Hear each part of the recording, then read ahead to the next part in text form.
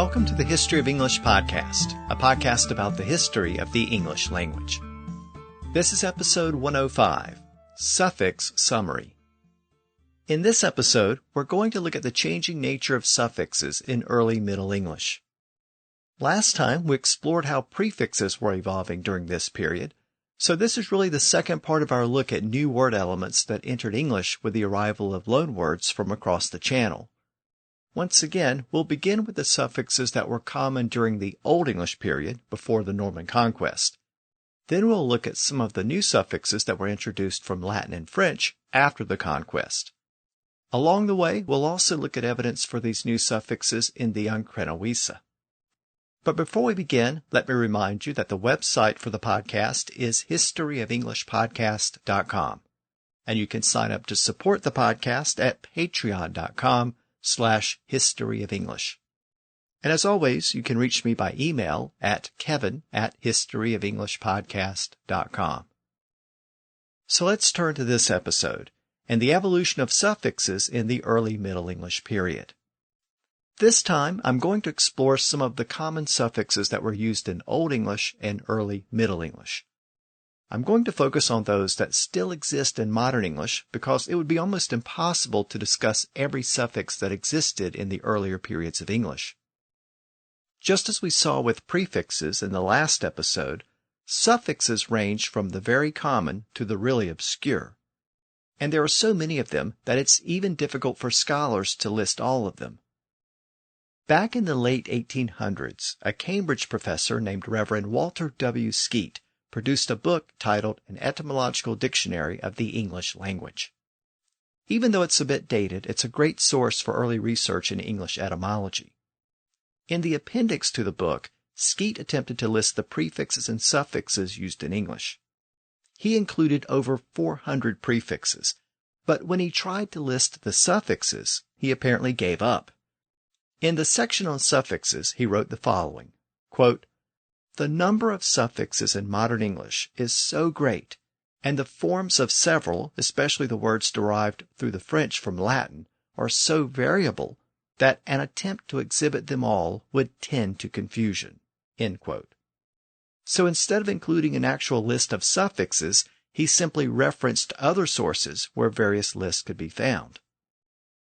Part of the reason why there are so many suffixes in English is because inflections were traditionally added to the end of words. So lots of suffixes serve very specific grammatical functions. If we want to make a noun plural, we usually add something to the end of the word, an S or an ES or EN like in children, or an I like in alumni, and so on. Those are all suffixes. But I'm not going to focus on those types of grammatical suffixes. Instead, I want to explore the suffixes that we use to form new words. Of course, those suffixes sometimes serve a grammatical function as well. We can take a verb like inflate and convert it into a noun by adding ion to the end, producing the word inflation. We can turn that noun into an adjective by adding ary to the end, producing the word inflationary. So sometimes these suffixes allow us to create variations of existing words. And again, there are lots of them in modern English.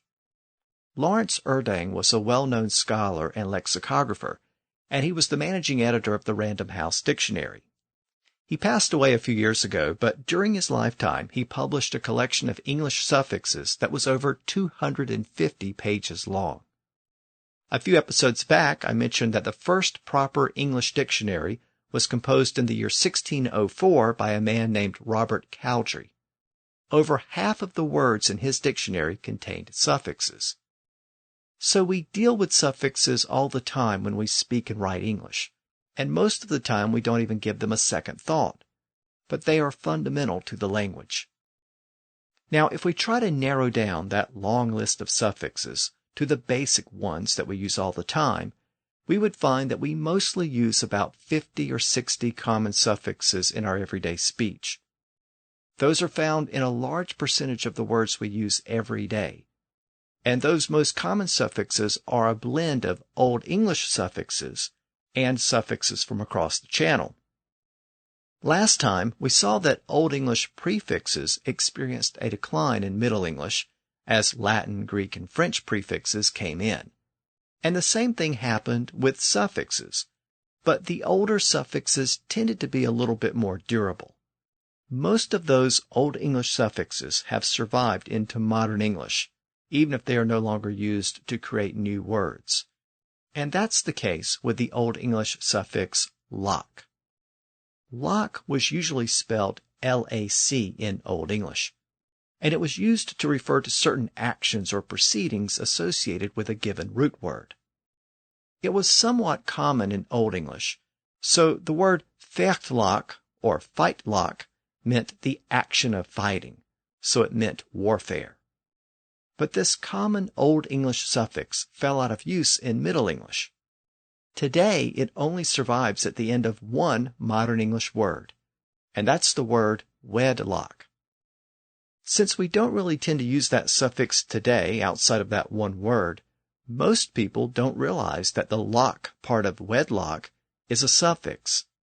Many people think it's the modern word lock, so they think of wedlock as the state of being locked or bound together in marriage. But it doesn't actually mean that. The lock part of wedlock is just a lingering Old English suffix, and it's actually unrelated to the modern word lock. Another Old English suffix that has largely disappeared is the suffix red, R-E-D. It was used to indicate a specific state or condition. It's actually derived from the Old English word radden, which meant to advise or counsel. It was sometimes used at the end of Old English personal names like Alfred and Ethelred.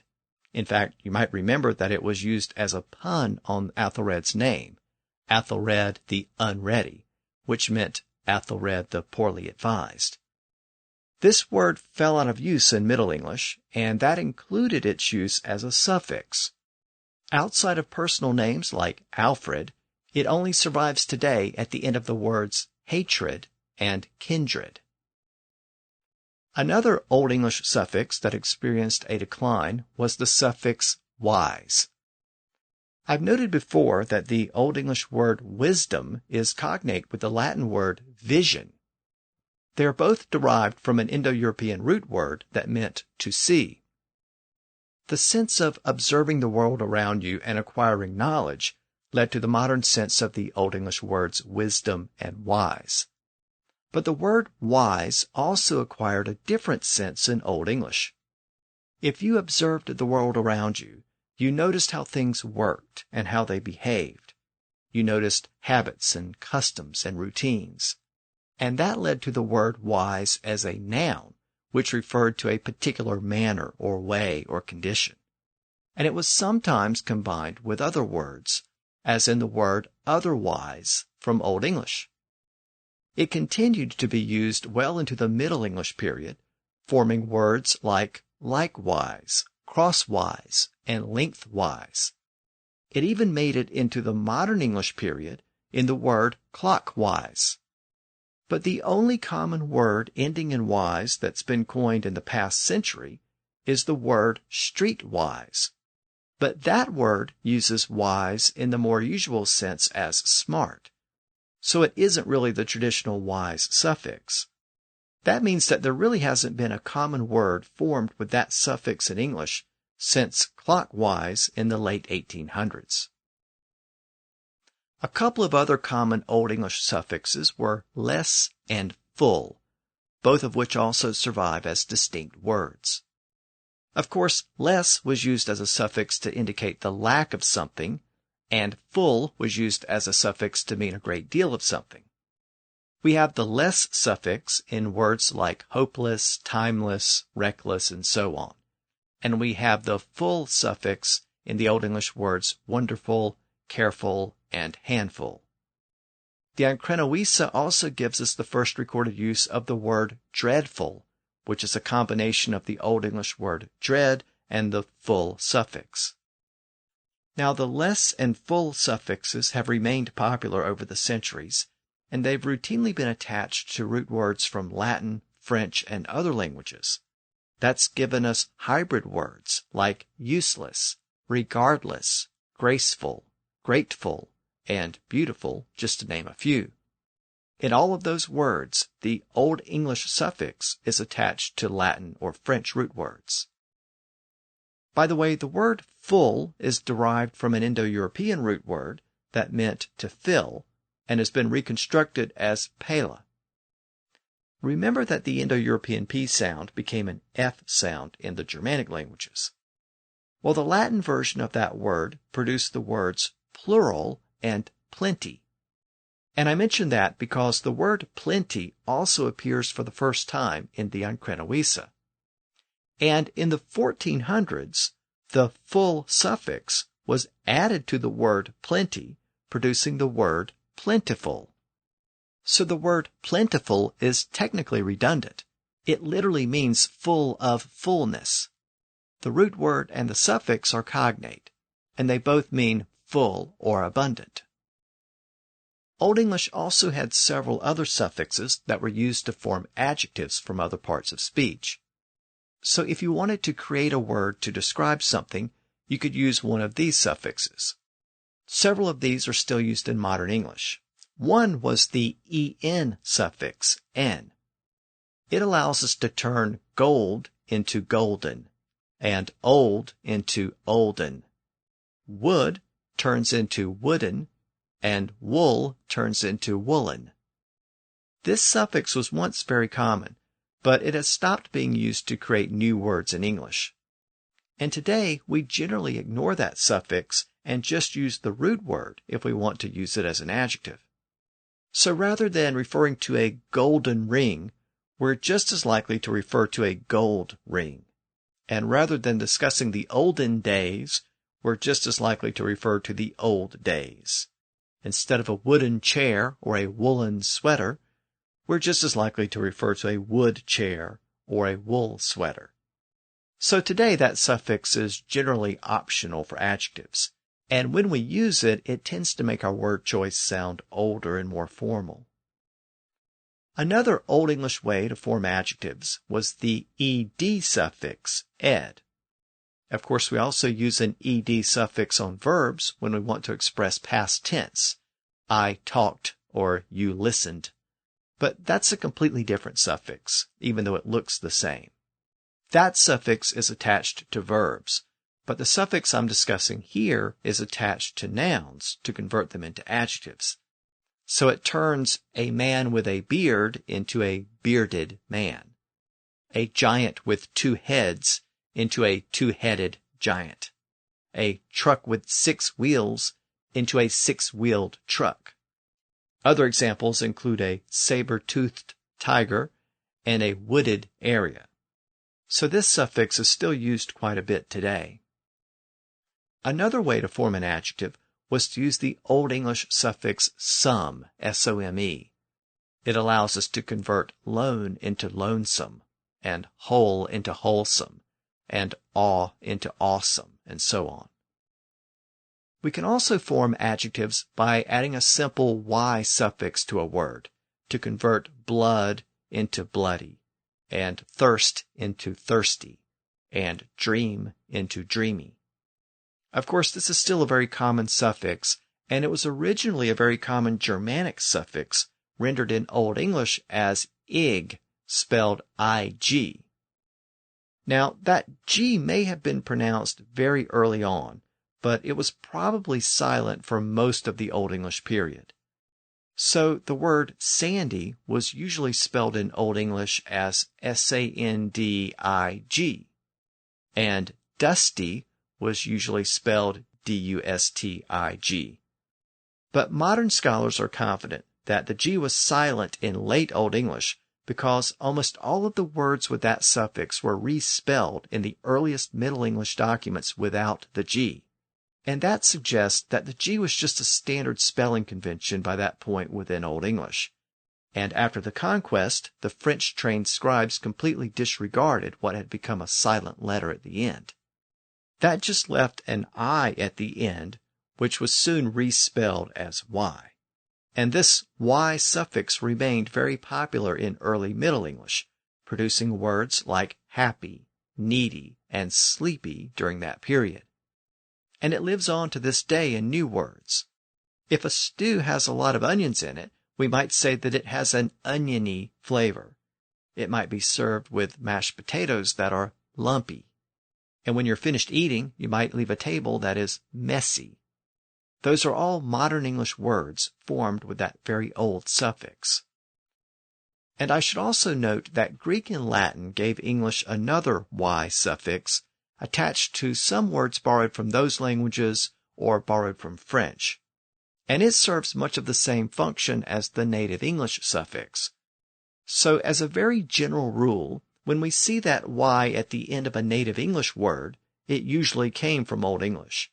And when we see it on the end of a loan word, it usually came in via Latin and Greek. But outside of tracing the etymology, there's no easy way to distinguish those two Y suffixes in modern English. And as far as modern English is concerned, it's really just one suffix today. Another Old English suffix that was used to form adjectives was the suffix ish, ish. And this particular suffix has found renewed life in modern English. The suffix is used to form words like childish, foolish, and selfish. It's also used to form words related to national origin and languages associated with those regions, thus words like English, Spanish, Danish, and so on. But it is in its sense as somewhat, or sort of, that it's gained renewed vigor in modern English. Traditionally, that sort of sense has been used in reference to things like colors, producing words like reddish, greenish, brownish, and so on. But it's also been applied to other adjectives to express that same sense of almost but not quite. Rather than meeting someone at exactly 9 o'clock, we might plan to meet at 9-ish. We might describe a slightly humorous movie as funny-ish. And a recent television show in the United States about an upper-middle-class African-American family was called Black-ish. So this very old suffix is still very popular. Now we find that Old English suffix at the end of a word like childish, but we also have the word childlike, and they are somewhat interchangeable in modern English. And we once had the word childly, which had essentially the same meaning. So childish, childlike, and childly have all existed as English words. And those other two suffixes, like and ly, ly, are both native to Old English. They can all be used to form adjectives, and ly is actually the main way that we turn an adjective into an adverb, so from quiet to quietly, and from large to largely. The adjective and adverb forms of that suffix were slightly different in Old English, but in Middle English they converged into the same ly form for both. Now sometimes we still use both the like suffix and the ly suffix with the same root word. So we have the words womanlike and womanly, and godlike and godly. And not only are those two suffixes used in similar ways, they are also related. The ly suffix was originally lic in Old English. It was a word that meant body or corpse. It was attached to the end of nouns to create adjectives, to mean in the form of or in the appearance of the noun. So if something was in the form of a child, it was childlik, childlic. But that final C or K sound became silent over time, especially in the south of England. And that produced the word childily or childily that I mentioned earlier. But in the north of England, that C or K sound at the end was retained. There may have been some Norse influence at work as well, since Old Norse had a version of that same word where the K sound was retained. Anyway, that word eventually emerged as the distinct word like in Middle English. And that northern form eventually spread south and was adopted as the like suffix with a similar meaning as the old ly suffix. By the 1500s, English had the word childlike which eventually replaced the older form childly. But as I noted, in some cases, both versions still exist in modern English, with pairs like womanlike and womanly, and godlike and godly, and gentlemanlike and gentlemanly. So we've looked at a variety of Old English suffixes that were used to create adjectives and sometimes adverbs. That includes wise, full, less, n, ed, ed, some, which is just the letter y, ish, like, and ly. All of these are still used to some extent in modern English, and that shows how durable Old English suffixes have been. Now we've looked at the creation of adjectives and adverbs in Old English, so let's turn to nouns. Old English gave us several suffixes used to create abstract nouns. Those nouns were usually used to express a general state or condition. One of those suffixes was dom, D-O-M. It was used in Old English words like kingdom, earldom, wisdom, and freedom. You might remember that the word dom, D-O-M, meant a law or judgment in Old English, and that was the origin of this dom suffix. In words like kingdom and earldom, it had a sense of the realm that was subject to the king's judgment or the earl's judgment. So it had a sense of jurisdiction. And from there, the meaning was extended to refer to a general state or condition. The state of being wise was wisdom, and the state of being free was freedom. The dom suffix survived into Middle English, but it's been in decline ever since then.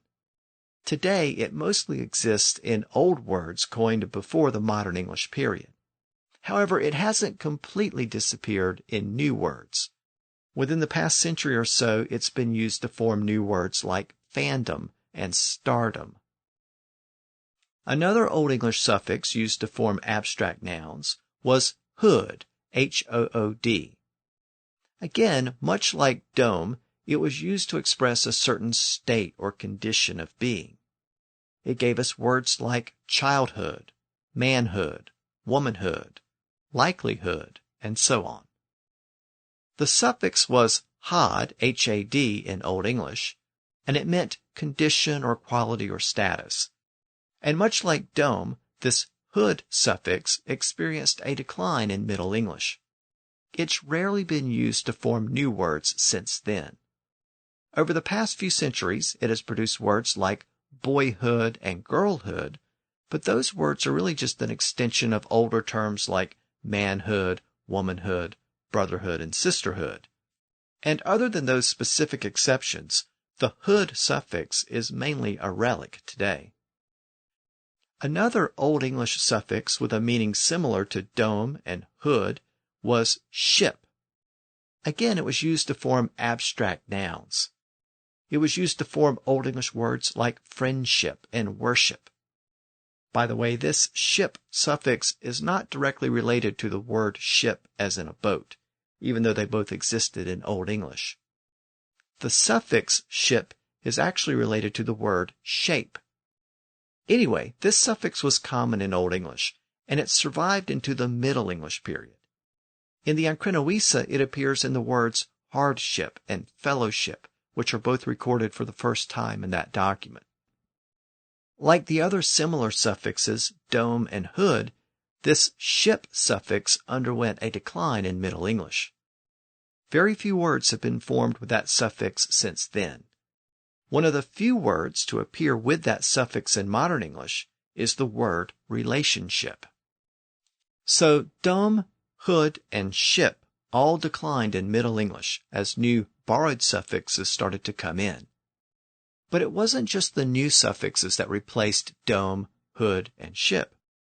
It was also another Old English suffix, the suffix ness, N-E-S-S. This has been the most durable of the 4 Old English suffixes used to create abstract nouns. It gave us Old English words like darkness, sickness, and sadness. I noted a few episodes back that layman's brute contained the first use of the word wilderness, which was literally wild deerness. That word also appeared several times in the Ancrene Wisse. Now, as I said, this ness suffix has really overtaken some of those other Old English suffixes like dome, hood, and ship. It's become a standard way for us to convert an adjective into a noun. In the modern English era, we have new words like randomness, homesickness, and cohesiveness. Over time, this ness suffix has even replaced some of the older suffixes like ship. Layman's Brute used the word bold ship, but that word was later replaced by the word boldness. During this same period in the early 1200s, the words clean ship and cleanness were both in common use, sometimes in the same document. But again, cleanness with the ness suffix won out over time. Even though the ness suffix has taken up some of the space left behind by the other Old English suffixes, it hasn't been without challengers, especially from Latin and French. Consider the word clear.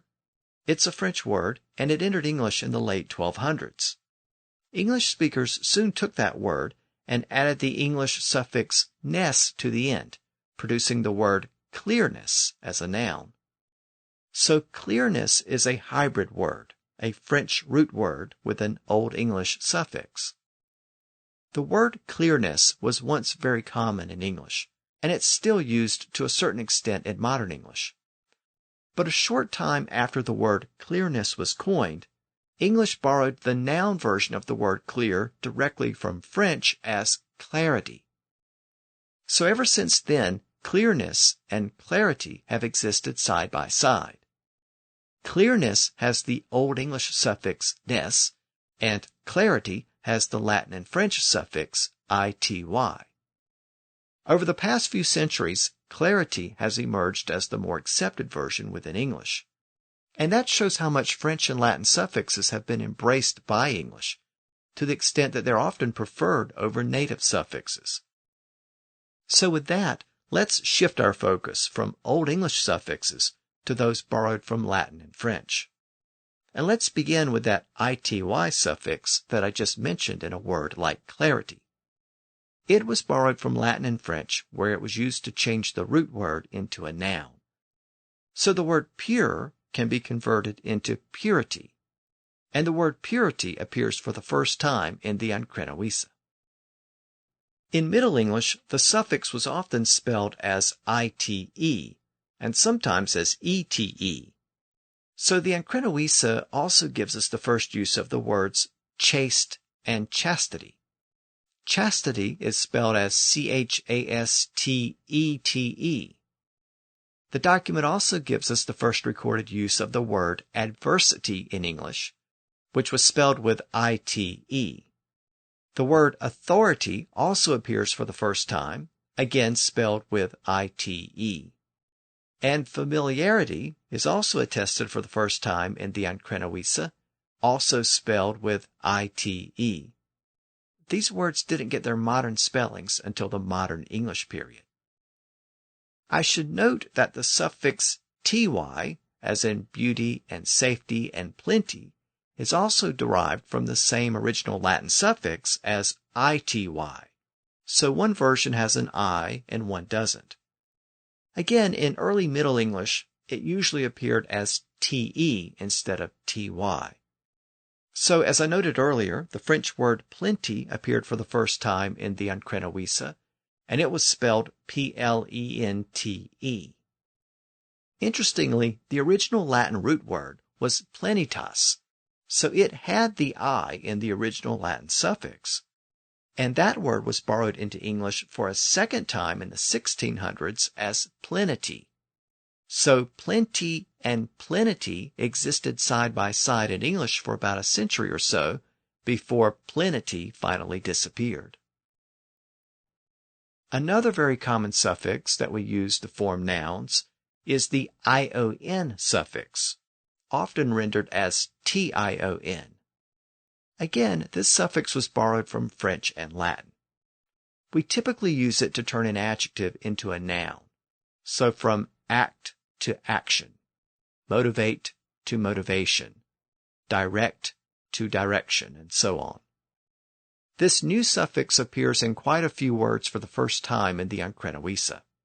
It appears in words like contemplation, devotion, temptation, distinction, salvation, and presumption.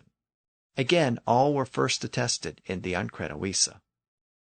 In most of these words, the suffix is actually spelled ciun, which was common in early Middle English. The tion spelling didn't really become common until later in the Middle English period. This original spelling is interesting because spellings were mostly phonetic during this period, and ciun indicates that the pronunciation was close to modern English, either cian or shun. So why do we spell it tion today? Well, it's because most of these words can be traced back to Latin, where they ended in tio, tio. And Latin had a lot of inflectional endings, one of which converted that ending to tionem, tionem. So the original Latin form of distinction was distinctionem, and the Latin form of temptation was temptationem. The M part at the end was dropped in French and English, and that left us with the tion suffix. But again, the original pronunciation was tion. Then in late Latin and early French, certain consonant sounds turned into sibilant sounds. In earlier episodes of the podcast, we saw that this process was called assimilation or palatalization. We saw that the K sound shifted to an S sound before the front vowels, E and I, and the hard G sound shifted to a soft G sound before the same front vowels. Well, this same process affected the T sound before the I in the suffix tion. It became shion or sion, and that converted distinction to distinction, and temptation to temptation. Again, this was just a slurring or softening of the pronunciation, and it wasn't limited to this suffix. It also helps to explain why we pronounce inertia as inertia and not inertia, and patience as patience and not patience. So this was just a common sound change that took place in late Latin and early French. By the way, the word patience appears for the first time in the Ancrene Wisse. As I noted earlier, this suffix often appears as tion in modern English, but it sometimes follows a Latin root word that ended in io rather than tio. So the suffix sometimes just appears as ion instead of tion. So in the Ancrene Wisse we get words like champion and scorpion with a simple ion suffix, both of which are recorded for the first time in English. Regardless of form, this ion or tion suffix is one of the most common suffixes in the English language today. Another very common suffix that we use to form nouns is the suffix ment, M-E-N-T. This suffix was borrowed from French, and it ultimately comes from the Latin suffix mentum. It appears in the Ancrene Wisse in words like judgment and ornament. Both of those words appear for the first time in English in that text. Over the centuries, the ment suffix has usually been attached to French and Latin root words, but it has become so accepted within English that it is sometimes attached to native English root words as well. When combined with English roots, it has resulted in words like acknowledgement and atonement. Another suffix borrowed from Latin and French to convert a verb into a noun was ance, A-N-C-E, which also appears as ence, E-N-C-E. These can be traced back to the Latin suffixes antia, A-N-T-I-A, and entia, E-N-T-I-A. This was really the same suffix. The form varied depending on the vowel sound in the root word that the suffix was attached to.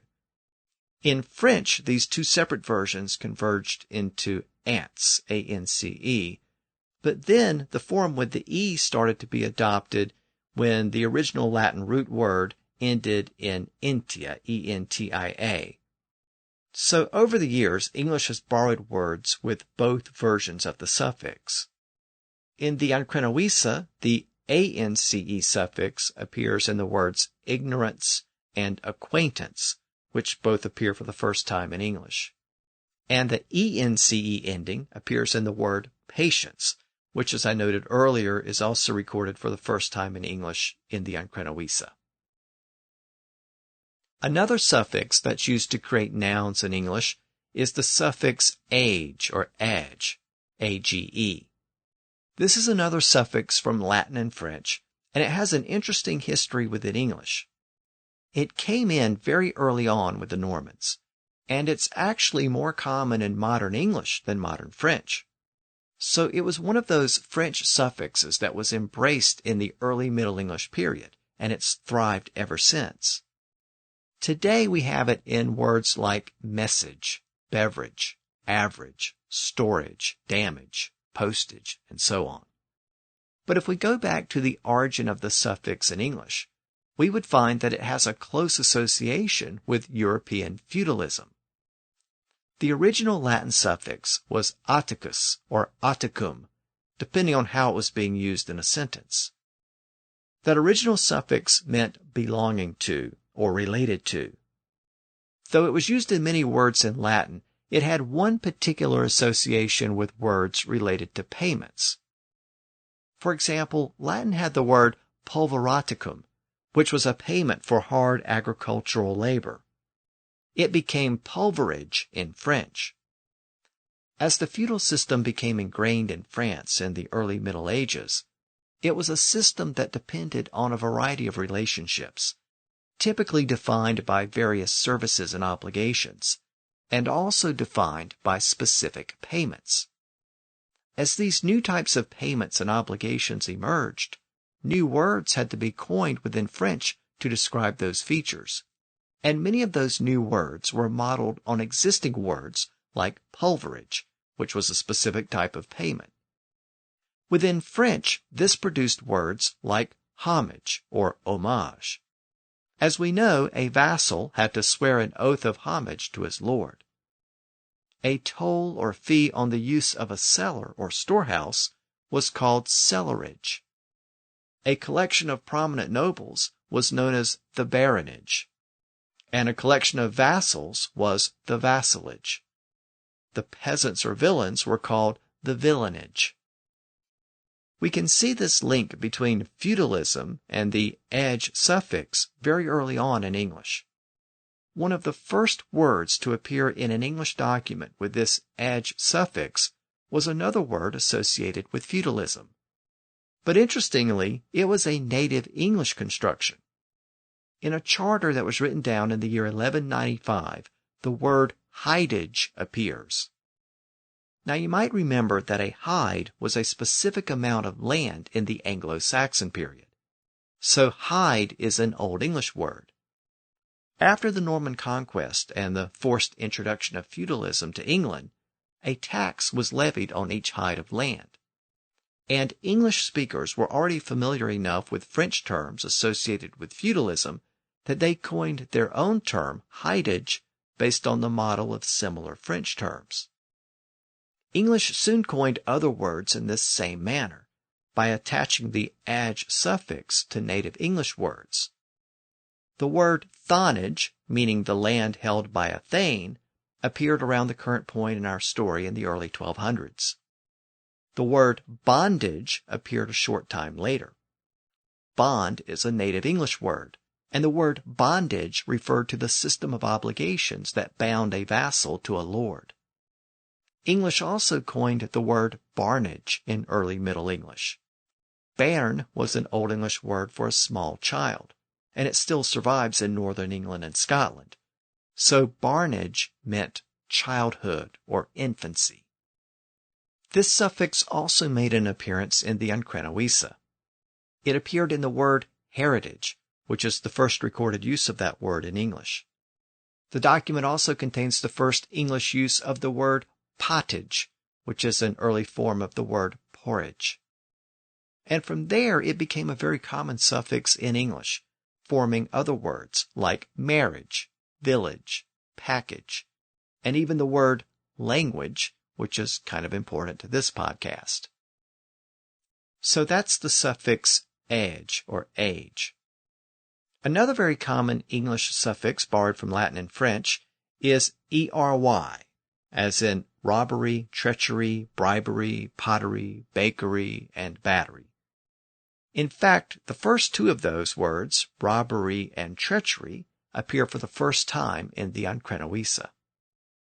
That suffix is closely related to the ARY suffix that we also use in English, as in necessary, secretary, dictionary, glossary, and January. We also have it in the word anniversary, which appeared for the first time in the Ancrene Wisse. Both of these suffixes are ultimately derived from Latin, specifically the related Latin suffixes arius and arium. Early on, there was a split in the way this suffix evolved in the various French dialects. Within Norman French, and more specifically the Anglo-Norman dialect spoken in England, it evolved into the ARY suffix that we use today.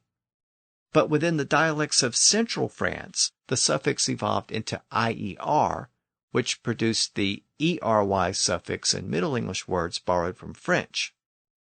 The important thing to take from all of that is that the ARY suffix is really derived from the early Anglo-Norman dialect, and it's really a development that mostly took place within England. Back in France, the original Latin suffix evolved into aire, A-I-R-E, and that's why English has contrary, where French has contraire. So when English borrowed words from French, it tended to replace that French aire suffix with the more English version, airy. So English has necessary, where French has nécessaire, and English has solitary, where French has solitaire.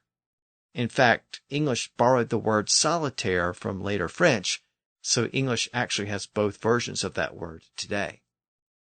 Sometimes the French aire suffix has been borrowed in beside a word with the airy suffix, and over time, the version with the French aire suffix has emerged as the standard version in English. So, for example, Middle English had the word questionary, which meant a list of questions. But in the 20th century, the modern French word questionnaire replaced it. So the newer French suffix replaced the original Anglo-Norman suffix. I should also note that the pronunciation of the airy suffix varies within modern English. Over the past couple of centuries, many modern English dialects have shortened that suffix from airy to just re in a lot of words. So secretary became secretary. But American English has held on to that original airy pronunciation. So that's left us with lots of different pronunciations of that old suffix. Today we have American English secretary, British English secretary, and French secrétaire. But again, these are all variations of the same suffix that can be traced back to Latin. Now, in addition to the ERY and ARY suffixes from Latin and French, we also have the ORY suffix, ori. We have it in words like oratory, observatory, purgatory, and dormitory. This suffix was mainly derived from the Latin suffixes aurea, O-R-I-A, and orium, O-R-I-U-M. Again, those suffixes became ori, O-R-I-E, in the Norman dialect of England, and eventually came to be spelled as O-R-Y. Sometimes we have both the Norman English version of a word and the original Latin version. That's the case with crematory and crematorium. This suffix is attested for one of the first times in English in the Ancrene Wisse. It appears in the word purgatory, which is the first recorded use of that word in an English document.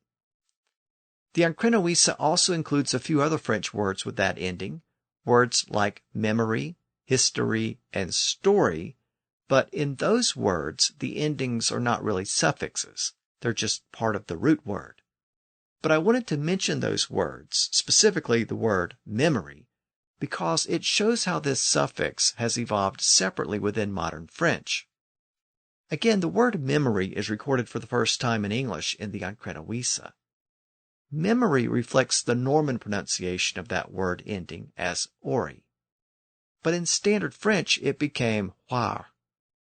And English borrowed that word again from later French as memoire or memoire. American English tends to pronounce the R sound at the end, but British English doesn't. Another word that appears for the first time in the Ancrene Wisse is the word arms, as in weapons. It was borrowed from French, and a short time later, English borrowed the word armory, which meant a weapons arsenal, or a place where weapons were kept. But in the 1500s, that word was borrowed again from French as armoire or armoire, with its modern French ending. And today, we use that modern French version of the word to mean a cupboard or wardrobe. Now, before I conclude, let me mention one other French and Latin suffix that appeared in the Ancrene Wisse. The suffix us, O-U-S, appeared in words like jealous, malicious, and dangerous. It's based on the Latin suffix osus, O-S-U-S, which became O-U-S in French and was introduced to English around the time of the Ancrene Wisse. So, as you can see, a lot of Latin and French suffixes were starting to pour into English in the early 1200s. And the Ancrene Wisse contains a lot of those suffixes for the first time in an English document. Over the past couple of episodes, I've tried to focus on prefixes and suffixes that were being used in the early 1200s.